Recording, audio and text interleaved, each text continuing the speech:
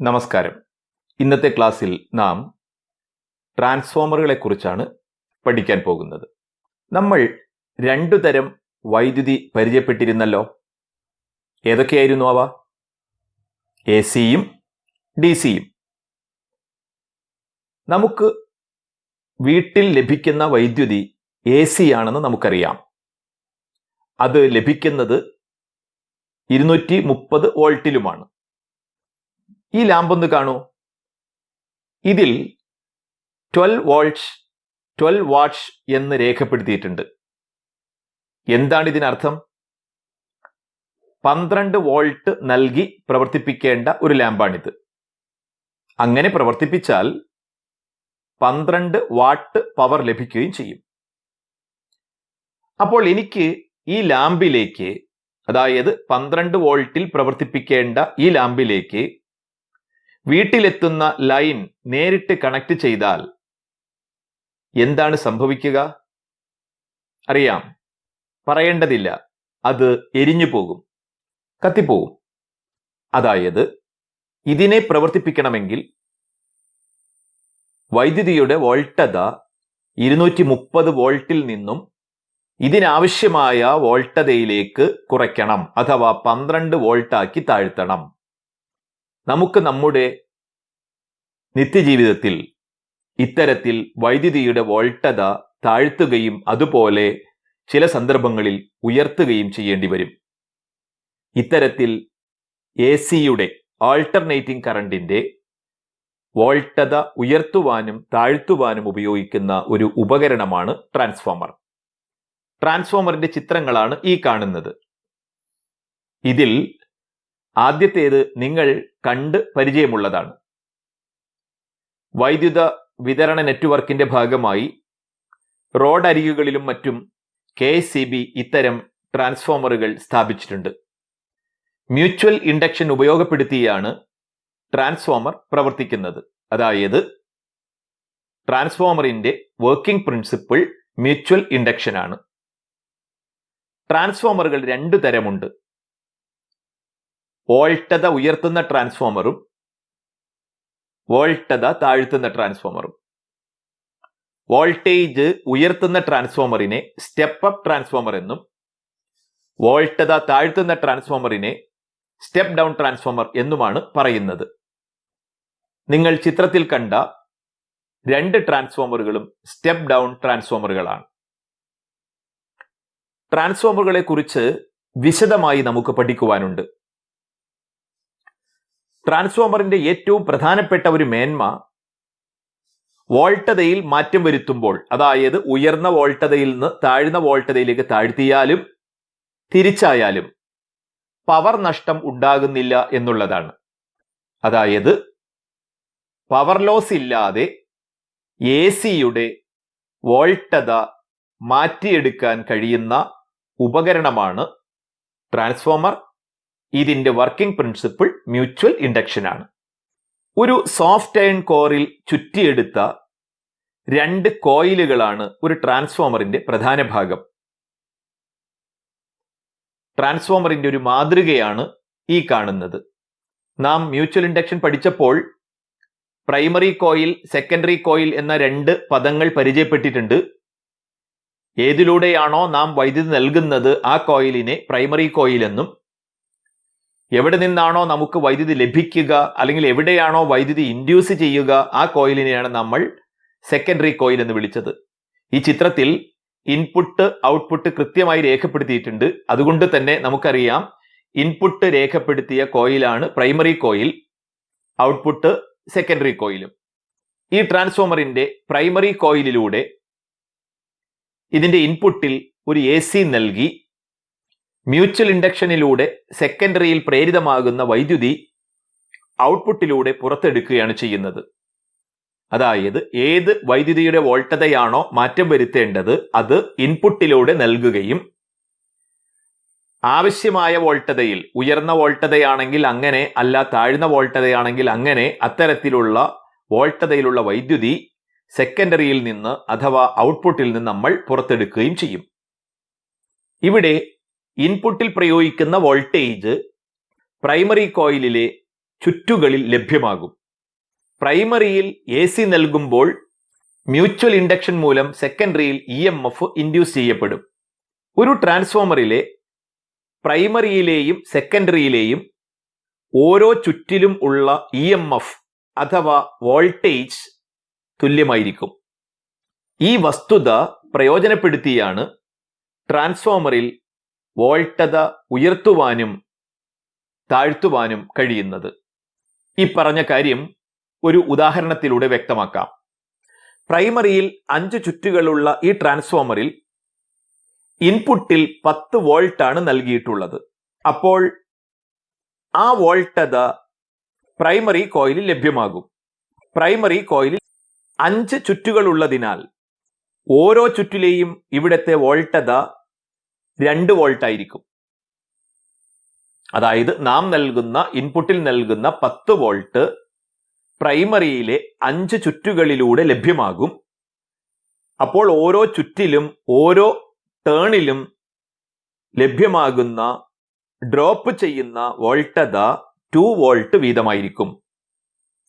നമ്മൾ പറഞ്ഞു, ട്രാൻസ്ഫോമറിനെ സംബന്ധിച്ചിടത്തോളം ട്രാൻസ്ഫോമറിന്റെ ഇൻപുട്ടിലെയും ഔട്ട്പുട്ടിലെയും പ്രൈമറിയിലെയും സെക്കൻഡറിയിലെയും ഓരോ ചുറ്റിലെയും EMF വോൾട്ടത തുല്യമായിരിക്കുമെന്ന്. ഇവിടെ പ്രൈമറിയിലെ ഒരു ചുറ്റിലെ വോൾട്ടേജ് 2 വോൾട്ട് ആണ്. അതുകൊണ്ട് തന്നെ ഇവിടത്തെ സെക്കൻഡറിയിലെയും ഓരോ ചുറ്റിലും 2 വോൾട്ട് വീതമുണ്ടാകും. എന്നാൽ സെക്കൻഡറിയിൽ 10 ചുറ്റുകൾ ഉള്ളതിനാൽ സെക്കൻഡറിയിൽ ലഭിക്കുന്ന ആകെ വോൾട്ടത 10 × 2 = 20 വോൾട്ട് ആയിരിക്കും. അപ്പോൾ ഇവിടുത്തെ പ്രത്യേകത നോക്കൂ. ഇൻപുട്ടായി 10 വോൾട്ട് നൽകുമ്പോൾ സെക്കൻഡറിയിൽ 20 വോൾട്ട് ലഭ്യമാകുന്നു. അതായത് പ്രൈമറിയിലുള്ളതിന്റെ ഇരട്ടി ചുറ്റുകൾ, 2 മടങ്ങ് ചുറ്റുകൾ സെക്കൻഡറിയിലുള്ള ഈ ട്രാൻസ്ഫോമറിൽ പ്രൈമറിയിൽ അപ്ലൈ ചെയ്യുന്ന വോൾട്ടേജിന്റെ ഡബിളായി സെക്കൻഡറിയിൽ ലഭിക്കുന്നു. കുറച്ചുകൂടി വ്യക്തമായി പറഞ്ഞാൽ, ചുറ്റുകളുടെ എണ്ണത്തിന് ആനുപാതികമായി സെക്കൻഡറിയിൽ വോൾട്ടത ലഭ്യമാകും. ഇവിടെ ഒരു കാര്യം നിങ്ങളെ ഓർമ്മപ്പെടുത്തുവാനുണ്ട്. ഇവിടെ നമ്മൾ പ്രൈമറിയിൽ 5 ചുറ്റുകളും സെക്കൻഡറിയിൽ 10 ചുറ്റുകളുമുള്ള ഒരു ട്രാൻസ്ഫോമർ ഉദാഹരണമായി എടുത്താണ് വിശദീകരിച്ചത്. കേവലം 5 or 10 ചുറ്റുകളുള്ള ഒരു ട്രാൻസ്ഫോമറുകൾ നമുക്ക് നിർമ്മിച്ച് പ്രവർത്തിപ്പിക്കാനാവില്ല. അങ്ങനെ ചെയ്താൽ അത് ഷോർട്ടായി കത്തിപ്പോകും. ഉദാഹരണത്തിന് വേണ്ടി ചെറിയ എണ്ണം വെച്ച് വിശദീകരിച്ചുവെന്നേ ഉള്ളൂ. പ്രായോഗികമായി ട്രാൻസ്ഫോമറുകൾ നിർമ്മിക്കുമ്പോൾ അത് എരിഞ്ഞു പോകാത്ത വിധത്തിൽ അനുയോജ്യമായ എണ്ണം ചുറ്റുകൾ കോയിലുകളിൽ ഉറപ്പുവരുത്തിയിരിക്കും. ഇനി നമുക്ക് നമ്മൾ പറഞ്ഞു വന്ന കാര്യം തുടരാം. അപ്പോൾ നമ്മൾ മനസ്സിലാക്കിയ കാര്യം എന്താണ്? ഒരു ട്രാൻസ്ഫോമറിന്റെ ഇൻപുട്ടിൽ നമ്മൾ ഒരു വോൾട്ടത നൽകിയാൽ ഔട്ട്പുട്ടിൽ വൈദ്യുതി ലഭിക്കും. അതിന്റെ വോൾട്ടത പ്രൈമറിയിലെയും സെക്കൻഡറിയിലെയും വൈൻഡിങ്ങുകളുടെ ടേണുകളുടെ എണ്ണത്തിനനുസരിച്ചായിരിക്കുമെന്നാണ് പറഞ്ഞത്. നേരത്തെ പറഞ്ഞ ഉദാഹരണത്തിൽ 5 വൈൻഡിംഗ് ഉള്ള 5 ചുറ്റുകളുള്ള പ്രൈമറിയിൽ കൊടുത്ത വോൾട്ടേജിന്റെ ഇരട്ടി വോൾട്ടതയിലുള്ള വൈദ്യുതിയാണ് സെക്കൻഡറി ലഭിച്ചത്. കാരണം സെക്കൻഡറിയിൽ പ്രൈമറിയിൽ ഉള്ളതിന്റെ 2 മടങ്ങ് ചുറ്റുകൾ ഉണ്ടായിരുന്നു. നാം മനസ്സിലാക്കിയ വിവരത്തിന്റെ അടിസ്ഥാനത്തിൽ ഈ കാണുന്ന ക്രമീകരണത്തിലെ ഔട്ട്പുട്ട് വോൾട്ടത പ്രവചിക്കാമോ? നോക്കൂ, ഇവിടെ ഇൻപുട്ട് വോൾട്ടേജ് 10 ആണ്. പ്രൈമറിയിൽ 100 ചുറ്റുകളുണ്ട്, സെക്കൻഡറിയിൽ 500 ചുറ്റുകളുണ്ട് എന്നവിടെ രേഖപ്പെടുത്തിയിട്ടുണ്ട്. എങ്കിൽ ഔട്ട്പുട്ടിൽ എത്ര വോൾട്ടത ലഭിക്കും എന്നാണ് നമ്മളോട് ചോദിച്ചിട്ടുള്ളത്. അപ്പോൾ നിങ്ങൾ പ്രൈമറിയിലെയും സെക്കൻഡറിയിലെയും ചുറ്റുകളുടെ എണ്ണം ഒന്ന് കമ്പയർ ചെയ്യൂ. പ്രൈമറിയിലുള്ള ചുറ്റുകളുടെ 5 ഇരട്ടി ചുറ്റുകളാണ് ഇവിടെ സെക്കൻഡറിയിലുള്ളത്. പ്രൈമറിയിൽ 100, സെക്കൻഡറിയിൽ 500, 5 ഇരട്ടിയുണ്ട്. എങ്കിൽ നാം നേരത്തെ മനസ്സിലാക്കിയ വിവരമനുസരിച്ച് നമുക്ക് പറയാനാകും, സെക്കൻഡറി ലഭിക്കുന്ന വൈദ്യുതിയുടെ വോൾട്ടത പ്രൈമറിയിലുള്ളതിന്റെ 5 ഇരട്ടിയായിരിക്കും. അഥവാ 10 × 5 50 വോൾട്ടിലുള്ള വൈദ്യുതിയായിരിക്കും നമുക്ക് സെക്കൻഡറിയിൽ ലഭിക്കുക. അതായത് 10 വോൾട്ടിനെ 50 വോൾട്ടാക്കി ഉയർത്തുന്ന ഒരു ട്രാൻസ്ഫോമറാണിത്. അതുകൊണ്ട് ഇതൊരു സ്റ്റെപ്പ് അപ്പ് ട്രാൻസ്ഫോമറാണ്. ഇനി ഈ ട്രാൻസ്ഫോമർ ഒന്ന് വിശകലനം ചെയ്യൂ. ഇൻപുട്ടിൽ 200 വോൾട്ട് നൽകിയിരിക്കുന്നു. ഇൻപുട്ടിൽ 1000 ടേൺ ഉണ്ട്. പ്രൈമറിയിൽ 1000 ടേണുകൾ ഉണ്ട്. സെക്കൻഡറിയിൽ 500 ടേണുകളേ ഉള്ളൂ. പ്രൈമറിയിൽ ഉള്ളതിന്റെ പകുതി ടേൺസ് മാത്രമേ സെക്കൻഡറിയിലുള്ളൂ. അപ്പോൾ നമുക്കറിയാം, ചുറ്റുകളുടെ എണ്ണം പകുതിയായതുകൊണ്ട് തന്നെ ഇൻപുട്ടിൽ നാം പ്രയോഗിക്കുന്ന വോൾട്ടതയുടെ പകുതി വോൾട്ടതയിലുള്ള വൈദ്യുതിയായിരിക്കും സെക്കൻഡറിയിൽ ലഭിക്കുക. അഥവാ ഇവിടെ ഔട്ട്പുട്ടിൽ നിന്ന് ലഭ്യമാകുന്ന കറണ്ടിന്റെ വോൾട്ടത 200ന്റെ പകുതിയായ 100 വോൾട്ട് ആയിരിക്കും. അതായത് ഈ ട്രാൻസ്ഫോമർ 200 വോൾട്ടിനെ 100 വോൾട്ടാക്കി താഴ്ത്തും. അതുകൊണ്ട് ഇതൊരു സ്റ്റെപ്പ് ഡൗൺ ട്രാൻസ്ഫോമർ ആണ്. ഇനി നിങ്ങൾക്ക് 2 തരം ട്രാൻസ്ഫോമറിന്റെയും ഘടനയിലെ വ്യത്യാസം പറയാൻ കഴിയില്ലേ? എന്താണത്? സെക്കൻഡറിയിൽ പ്രൈമറിയിലേതിനേക്കാൾ ടേൺസ് കൂടുതലായാൽ അത് സ്റ്റെപ്പ് അപ്പ് ട്രാൻസ്ഫോമർ ആകും. സെക്കൻഡറിയിൽ പ്രൈമറിയിലേതിനേക്കാൾ ചുറ്റുകൾ കുറവായാൽ അത് സ്റ്റെപ്പ് ഡൗൺ ട്രാൻസ്ഫോമറുമാകും. ചിത്രത്തിലെ ട്രാൻസ്ഫോമറുകൾ നിരീക്ഷിച്ചാൽ ഈ കാര്യം നിങ്ങൾക്ക് കൂടുതൽ വ്യക്തമാകും. അപ്പോൾ ഒരു ട്രാൻസ്ഫോമറിൽ നിന്ന് ലഭിക്കുന്ന വോൾട്ടേജ്, വോൾട്ടത ഇൻപുട്ടിൽ നൽകുന്ന വോൾട്ടതയെയും പ്രൈമറിയിലെയും സെക്കൻഡറിയിലെയും ചുറ്റുകളുടെ എണ്ണത്തെയും ആശ്രയിക്കുന്നുവെന്ന് മനസ്സിലായല്ലോ. നമുക്ക് പ്രൈമറി വോൾട്ടതയെ VP എന്നും സെക്കൻഡറി വോൾട്ടതയെ VS എന്നും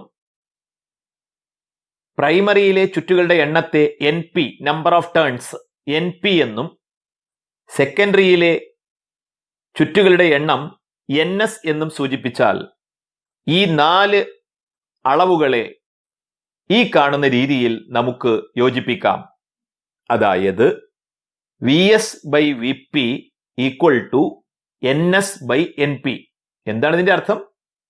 സെക്കൻഡറി പ്രൈമറി വോൾട്ടേജുകൾ തമ്മിലുള്ള റേഷ്യോ സെക്കൻഡറി പ്രൈമറി ചുറ്റുകളുടെ എണ്ണങ്ങളുടെ റേഷ്യോയ്ക്ക് തുല്യമായിരിക്കുമെന്നാണ്.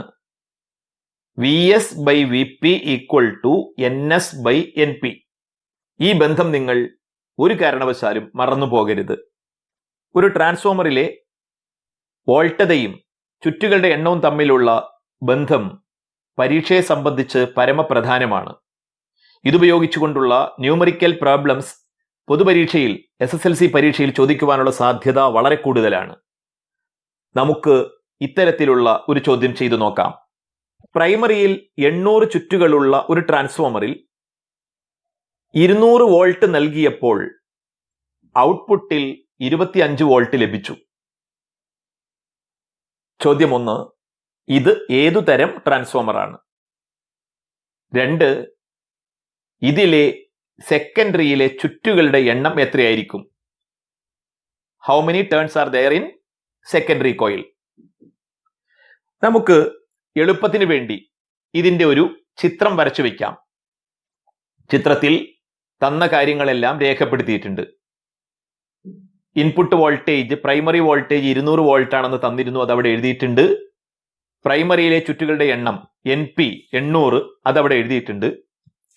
സെക്കൻഡറിയിലെ വോൾട്ടേജ്, ലഭിച്ച വോൾട്ടത 25 വോൾട്ട് ആണെന്ന് പറഞ്ഞിരുന്നു, അത് എഴുതിയിട്ടുണ്ട്.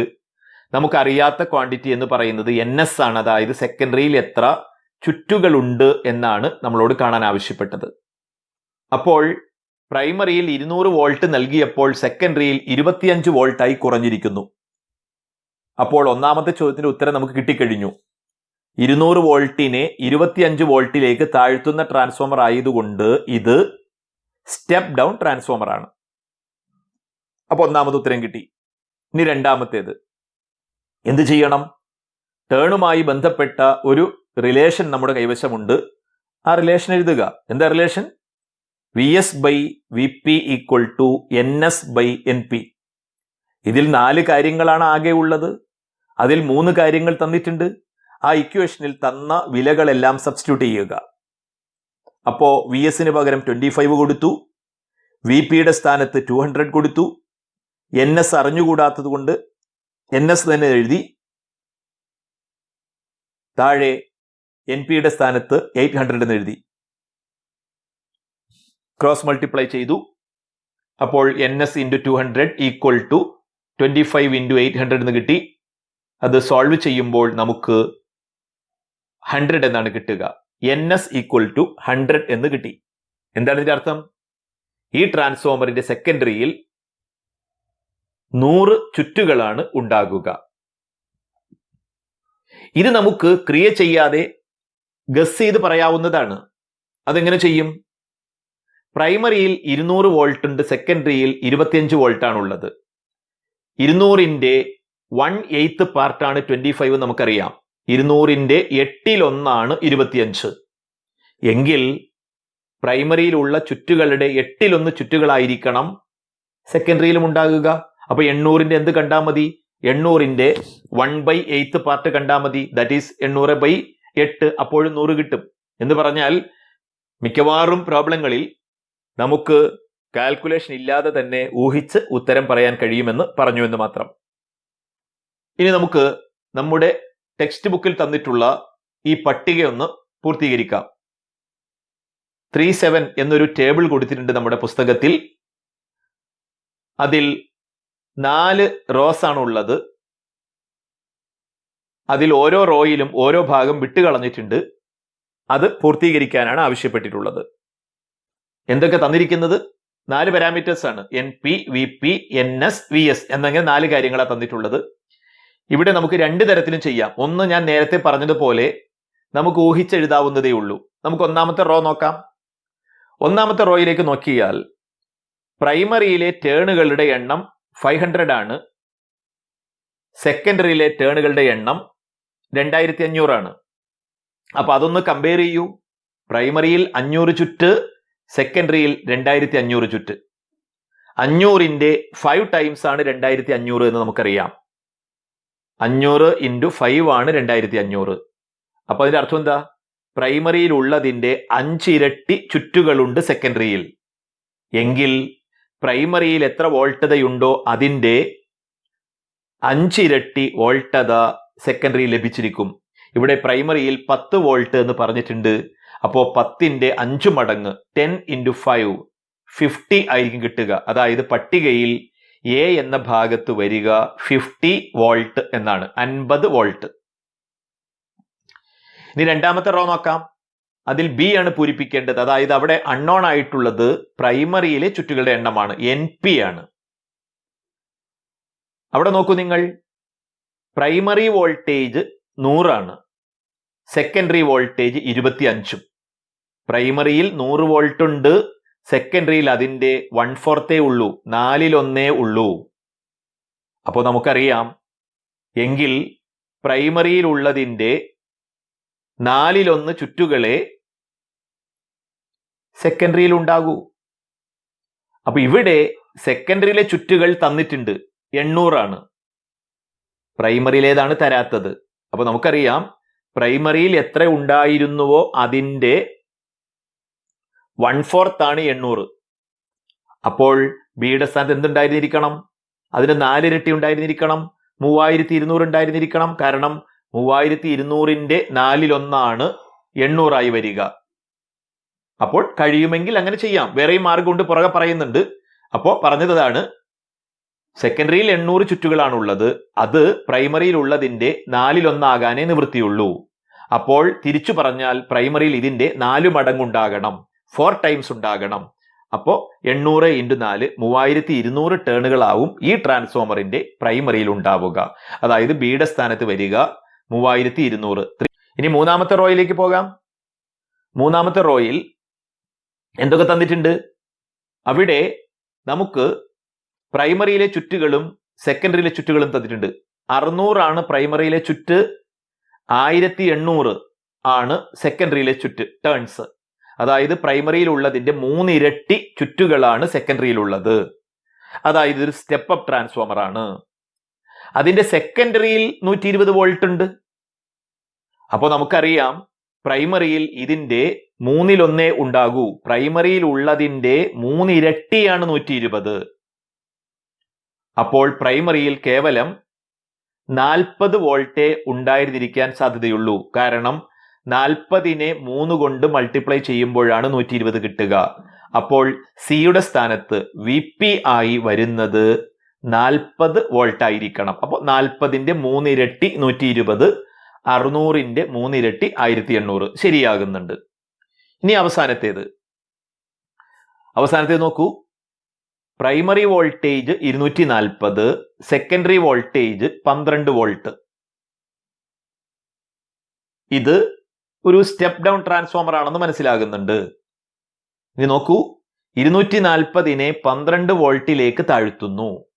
അതായത് 240ന്റെ 20 12. അതായത് 240നെ 20 കൊണ്ട് ഡിവൈഡ് ചെയ്യുമ്പോഴാ 12 കിട്ടുക. പ്രൈമറിയിലുള്ളതിന്റെ 20 വോൾട്ടേജ് സെക്കൻഡറിയിൽ കിട്ടുന്നുള്ളൂ. എങ്കിൽ പ്രൈമറിയിലുള്ള ചുറ്റുകളുടെ എണ്ണത്തിന്റെ 20 ഭാഗം ചുറ്റുകൾ മാത്രമേ സെക്കൻഡറിയിൽ ഉണ്ടാകാൻ സാധ്യതയുള്ളൂ. ഇവിടെ പ്രൈമറിയിൽ 12,000 ചുറ്റുകളുണ്ട്. അപ്പോൾ 12,000 by 20 ഈക്വൽ ടു 600 എന്നായിരിക്കും നമുക്ക് ഇവിടെ കിട്ടുക. ഇനി ഈ ചെയ്തതുപോലെ നമുക്ക് ഊഹിച്ചുത്തരം എഴുതാൻ കഴിയുന്നില്ലെങ്കിൽ, ഗസ് ചെയ്യാൻ കഴിയുന്നില്ലെങ്കിൽ നമുക്ക് എന്ത് ചെയ്യാവുന്നതേ ഉള്ളൂ? നമ്മൾ നേരത്തെ പഠിച്ചു വെച്ച ആ റിലേഷൻ എഴുതുക. V S by V P equal to N S by N P എന്ന സമവാക്യം എഴുതി അതിൽ വിലകൾ സബ്സ്റ്റിറ്റ്യൂട്ട് ചെയ്ത് നമുക്ക് ഉത്തരം കണ്ടെത്താവുന്നതാണ്. അങ്ങനെയെങ്കിൽ നമുക്ക് ഒന്നാമത്തൊന്ന് എഴുതി നോക്കാം. എങ്ങനെ എഴുതും? ഫോർമുല എന്താണ്? V S by V P equal to N S by N P. V എസിന്റെ വില തന്നിട്ടില്ല, അതുകൊണ്ട് വി എസ് അങ്ങനെ തന്നെ എഴുതുന്നു. വി പിയുടെ സ്ഥാനത്ത് 10 എന്നെഴുതുന്നു. എൻ എസിന്റെ സ്ഥാനത്ത് 2500 എഴുതുന്നു. എൻ പിക്ക് പകരം 500 എഴുതുന്നു. നമ്മൾ നേരത്തെ ചെയ്തതുപോലെ ക്രോസ് മൾട്ടിപ്ലൈ ചെയ്ത് സിംപ്ലിഫൈ ചെയ്യുമ്പോൾ നമുക്ക് എയുടെ വാല്യൂ നമുക്ക് അവിടെ കിട്ടിയതുപോലെ തന്നെ 50 എന്ന് കിട്ടും. ഈ രീതിയിൽ നിങ്ങൾക്ക് ഇത് ചെയ്യാവുന്നതാണ്. നിങ്ങൾക്ക് എളുപ്പമെന്ന് തോന്നുന്ന രീതിയിൽ നിങ്ങൾക്ക് ലഭിക്കുന്ന ചോദ്യത്തെ നിങ്ങൾ നേരിടുക. ഏത് രീതിയിൽ എഴുതിയാലും നിങ്ങൾക്ക് അതിന് സ്കോർ ലഭിച്ചിരിക്കും. നാം ഇപ്പോൾ ഒരു ട്രാൻസ്ഫോമറിലെ 2 കോയിലുകളിലെയും ടേണുകളുടെ എണ്ണവും അവയിലെ വോൾട്ടേജുകളും തമ്മിലുള്ള ബന്ധമാണ് മനസ്സിലാക്കിയത്. പ്രൈമറിയിലൂടെ കറണ്ട് കടത്തിവിടുമ്പോഴാണല്ലോ സെക്കൻഡറിയിൽ കറണ്ട് ഉണ്ടാകുന്നത്. ഈ കറണ്ടുകൾ തമ്മിൽ എന്താണ് ബന്ധം? അതുപോലെ ചുറ്റുകളുടെ എണ്ണവും കറണ്ടും തമ്മിൽ വല്ല ബന്ധവുമുണ്ടോ എന്ന് നമുക്ക് നോക്കാം. ഇതൊരു സ്റ്റെപ്പ് ഡൗൺ ട്രാൻസ്ഫോമർ ആണ്. അതായത് ഇൻപുട്ടിൽ 230 വോൾട്ട് നൽകിയാൽ, ഇതാണ് ഇതിന്റെ ഇൻപുട്ട്. Primary coil ഇവിടെയാണുള്ളത്. ഇൻപുട്ടിൽ 230 വോൾട്ട് നൽകിയാൽ സെക്കൻഡറിയിൽ ഈ 2 വയറുകൾക്കിടയിൽ എനിക്ക് 12 വോൾട്ട് കിട്ടും. അതായത് 230 വോൾട്ടിനെ 12 വോൾട്ടാക്കി താഴ്ത്തുന്ന ഒരു സ്റ്റെപ്പ് ഡൗൺ ട്രാൻസ്ഫോമർ ആണ് ഈ കാണുന്നത്. ഞാൻ അതിന്റെ ഔട്ട്പുട്ടിൽ, അതായത് സെക്കൻഡറിയിൽ ഒരു ലാമ്പ് കണക്ട് ചെയ്തിട്ടുണ്ട്. ഇതാ ഇവിടെ ഒരു ലാമ്പ്, ഇതേപോലുള്ളൊരു ലാമ്പാണിത്. ഈ ലാമ്പിൽ സ്പെസിഫിക്കേഷൻ ഉണ്ട്. ഇതിൽ 12 വാട്ട് എന്ന് എഴുതിയിട്ടുണ്ട്. അതായത് 12 വോൾട്ട് നൽകിയാൽ 12 വാട്ട് ലഭിക്കുന്ന ഒരു ലാമ്പാണിത്. അതായത് 12 വോൾട്ടിൽ പ്രവർത്തിപ്പിച്ചാൽ 12 വാട്ട് ലഭിക്കുന്ന ഒരു ലാമ്പാണിത്. അതുപോലെ തന്നെയുള്ള ഒരു ലാമ്പാണിത്. അപ്പൊ ഞാനിപ്പോ ഇതിന്റെ ഔട്ട്പുട്ടിൽ, അതായത് സെക്കൻഡറിയിൽ ഒരു 12 വാട്ട് പവർ ഉള്ള ലാമ്പ് കണക്ട് ചെയ്തിട്ടുണ്ട്. സ്വിച്ച് ഓൺ ചെയ്ത് പ്രവർത്തിപ്പിക്കുകയാണ്. നോക്കുക, ഞാൻ സ്വിച്ച് ഓൺ ചെയ്യുന്നു, പ്രവർത്തിക്കുന്നു. ഇപ്പോൾ ഞാൻ പറഞ്ഞു, ഈ ലാമ്പിൽ മാർക്ക് ചെയ്തിരിക്കുന്ന വാട്ട് 12 വാട്ടാണ്. അതിന്റെ റിക്വയർഡ് വോൾട്ടേജ് 12 വോൾട്ടാണ്. ആ വോൾട്ട് തന്നെയാണ് ഇവിടെ കൊടുത്തിരിക്കുന്നത്. അതുകൊണ്ട് ഇപ്പോ ഈ ലാമ്പ് പ്രവർത്തിക്കുന്നത് 12 വാട്ടിലാണ്. എന്താണ് ഇതിന്റെ അർത്ഥം? ഓരോ സെക്കൻഡിലും ഇതിൽ നിന്നും 12 ജൂൾ എനർജി പ്രകാശരൂപത്തിലും താപരൂപത്തിലും പുറത്തു വരുന്നുണ്ട്. അതായത് ഔട്ട്പുട്ടിലെ പവർ 12 വാട്ടാണ്. ഈ പവർ എവിടെന്നാ കിട്ടുക? പ്രൈമറിയിൽ നിന്ന് സെക്കൻഡറിയിലേക്ക് ട്രാൻസ്ഫർ ചെയ്യുന്ന എനർജിയാണിത്. അപ്പോൾ ഔട്ട്പുട്ടിൽ സെക്കൻഡറിയിൽ ഇപ്പോൾ 12 വാട്ട് കിട്ടുന്നത് കൊണ്ട് ഇൻപുട്ടിൽ നിന്ന് ഇങ്ങോട്ട് കൈമാറുന്ന പവറും അത് തന്നെ ആയിരിക്കും. അതായത് ഓരോ സെക്കൻഡിലും പ്രൈമറിയിൽ നിന്നും 12 ജൂൾ എനർജി സെക്കൻഡറിയിലേക്ക് ട്രാൻസ്ഫർ ചെയ്യുന്നു. അത് പ്രകാശരൂപത്തിലും താപരൂപത്തിലും പുറത്തു വരുന്നു. അതായത് ഇൻപുട്ടിലെ പവർ തന്നെയാണ് ഔട്ട്പുട്ടിലെയും പവർ. ഓക്കെ, ഇനി ഞാൻ ചെയ്യുന്നത് ശ്രദ്ധിക്കുക. ഞാനിന്ന് ഓഫ് ചെയ്തിട്ട് ഒരു ലാമ്പ് കൂടി ഇതിൽ കണക്ട് ചെയ്യുന്നു. ഞാൻ ഇതിലെ ഇന്റേണൽ കണക്ഷൻ പാരലായിട്ടാണ് കൊടുത്തിട്ടുള്ളത്. അപ്പോൾ 2 ലാമ്പുകൾ കണക്ട് ചെയ്തു. 2 ലാമ്പുകൾ കണക്ട് ചെയ്ത് രണ്ടിന്റെയും പവർ 12 വീതമാണ്, 12 വാട്ടാണ്. ഞാൻ വീണ്ടും വർക്ക് ചെയ്യിക്കുകയാണ്. ഇപ്പോൾ 2 ലാമ്പുകൾ വർക്ക് ചെയ്യുന്നുണ്ട്. ഒരു ലാമ്പിന്റെ പവർ 12 ആണ്, രണ്ടാം ലാമ്പിന്റെ പവർ 12 ആണ്. അപ്പോൾ ഔട്ട്പുട്ടിൽ ഇപ്പോൾ റിലീസ് ചെയ്യുന്ന പവർ എന്ന് പറയുന്നത് 24 വാട്ടാണ്, 24 വാട്ടാണ്. അതായത് ഓരോ സെക്കൻഡിലും 24 ജൂൾ വീതം ഇതിലൂടെ എനർജി റിലീസ് ചെയ്തുകൊണ്ടിരിക്കുകയാണ്. ഈ എനർജി എവിടെന്നാ വരിക? സ്വാഭാവികമായും പ്രൈമറിയിൽ നിന്നാണ്. അപ്പോൾ ഔട്ട്പുട്ടിൽ 24 വാട്ട് പവർ ഉണ്ട്. അതുകൊണ്ട് തന്നെ പ്രൈമറിയിൽ നിന്നും ഇങ്ങോട്ട് ട്രാൻസ്ഫർ ചെയ്യപ്പെടുന്ന പവറും അത് തന്നെ ആയിരിക്കും. അഥവാ ഇൻപുട്ടിലെ പവർ, പ്രൈമറിയിലെ പവറും 24 ആണ്, സെക്കൻഡറിയിലെ പവറും 24 ആണ്. ചുരുക്കി പറഞ്ഞാൽ ഒരു ട്രാൻസ്ഫോമറിനെ സംബന്ധിച്ചിടത്തോളം, ഒരു ഐഡിയൽ ട്രാൻസ്ഫോമറിനെ സംബന്ധിച്ചിടത്തോളം, അതായത് ഊർജ്ജ നഷ്ടമില്ലാത്ത ഒരു ട്രാൻസ്ഫോമറിനെ സംബന്ധിച്ചിടത്തോളം അതിന്റെ ഇൻപുട്ട് പവറും ഔട്ട്പുട്ട് പവറും ഈക്വൽ ആയിരിക്കും എന്നാണ് പറഞ്ഞതിന്റെ സാരം. ഈ വസ്തുത ഉപയോഗപ്പെടുത്തി നമുക്ക് കറന്റും നമ്പർ ഓഫ് ടേൺസും വോൾട്ടേജസും തമ്മിലുള്ള ബന്ധം കണ്ടെത്താം. അതിനായി നമുക്ക് പ്രൈമറിയിലെ പവറിനെ പി എന്നും സെക്കൻഡറിയിലേത് PS എന്നും സൂചിപ്പിക്കാം. അതുപോലെ പ്രൈമറിയിലെ കറണ്ട് IP, സെക്കൻഡറിയിലേത് IS. പവർ എന്നാൽ വോൾട്ടേജിന്റെയും കറണ്ടിന്റെയും പ്രോഡക്റ്റ് ആണ് എന്ന് നമുക്കറിയാം. അതിനാൽ ഇവിടെ പ്രൈമറിയിലെ പവറായ PP കണ്ടെത്താൻ പ്രൈമറിയിലെ വോൾട്ടതയെ VPയെ അവിടുത്തെ കറണ്ടായ IP കൊണ്ട് ഗുണിച്ചാൽ മതിയാകും.